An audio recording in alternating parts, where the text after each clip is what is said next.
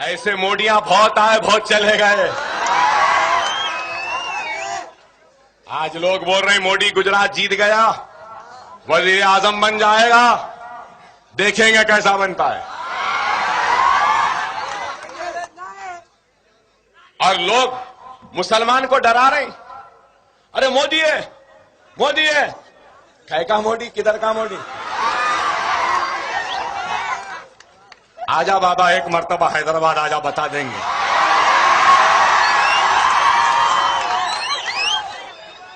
तस्लीमा नसरीन आई,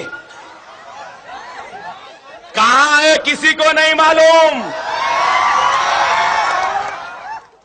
ये भी आ रही।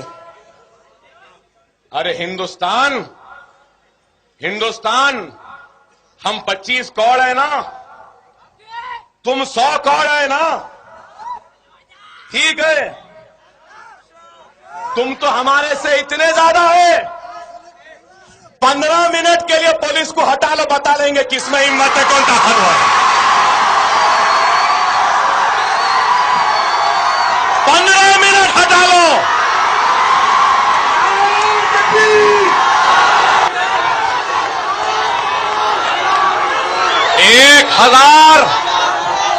1,000 क्या, 1 लाख क्या, 1 करोड़ नामर्द मिलकर भी कोशिश कर ले तो एक को भी पैदा नहीं कर सकते।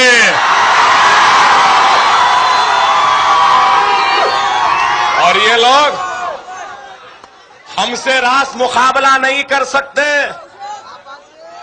जब मुसलमान भारी पड़ा तो ये नामर्दों की फौज आ जाती है।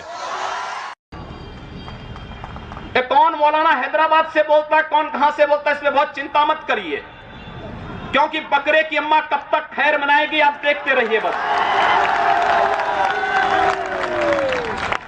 बहुत दिन चलेगा नहीं ये। उन सबको मालूम है कि आने वाला समय और आने वाला दिशा क्या होने जा रही है। यह हिंदुत्व की सदी है, और हिंदुत्व की सदी केवल भारत की नहीं, दुनिया की सदी होगी। पूरी दुनिया के अंदर हिंदुत्व का झंडा एक बार पुनः मजबूती के साथ भगवा झंडा दुनिया के अंदर कोने कोने में लहराएगा। उसके अनुसार एक बार पुरुषार्थ किए जाने की आवश्यकता है। हिंदू कभी निराशावादी नहीं हो सकता है, कभी नहीं। दुनिया के अंदर तमाम संस्कृतियां मिट गई, तमाम परंपराएं मिट गई, सब कुछ नष्ट हो गया, कोई पूछने वाला नहीं, इतिहास में नाम शेष हो गए। लेकिन इतनी विपत्तियों के बावजूद, हजारों हमलों को झेलने के बावजूद, तमाम षड्यंत्रों के बावजूद, अंदर और बाहर दोनों से हमलों को जूझते हुए भी अगर सनातन हिंदू धर्म मजबूती के साथ खड़ा है तो वह किसी के बल पर नहीं, इस जनता की ताकत के बल पर है। और जब तक ये आस्था सनातन हिंदू धर्म के प्रति आप सबकी बनी रहेगी, भारत माता के प्रति आपकी बनी रहेगी, दुनिया की कोई ताकत आपका बाल बांका नहीं कर पाएगा। हमें किसी ओबामा से सर्टिफिकेट की आवश्यकता नहीं। हिंदुत्व पर जो प्रहार करेगा उसको महाप्रलय को स्वयं आमंत्रित कर लेगा, उस महाप्रलय की चपेट में स्वयं भी आएगा। इस बारे में किसी को कोई गलतफहमी नहीं होनी चाहिए। और इसलिए बंधुओं, आप सबका मैं आह्वान करूंगा। बहराइच में महाराज सुहेलदेव पासी के सामने लोग लड़ने के लिए आए थे, मात्र 2 लोग बचे थे, सबके सब मार डाले गए थे। और 1971 में 95,000 पाकिस्तानी कायरों को किस तरीके से मुर्गा बना करके नाक रगड़ने के लिए मजबूर कर दिया गया था भारत के बहादुर जवानों के द्वारा। और अगर इसके बाद भी आंखें नहीं खुलती हैं तो एक बार पुनः देख लें अपनी ताकत को। मैं तो यही कहूंगा, अंत में मुझे केवल यही कहना है कि बहुत महत्व मत दीजिए, ये हैदराबादियों को बहुत महत्व मत दीजिए, ये सब मौलानाओं को बहुत महत्व देने की आवश्यकता नहीं।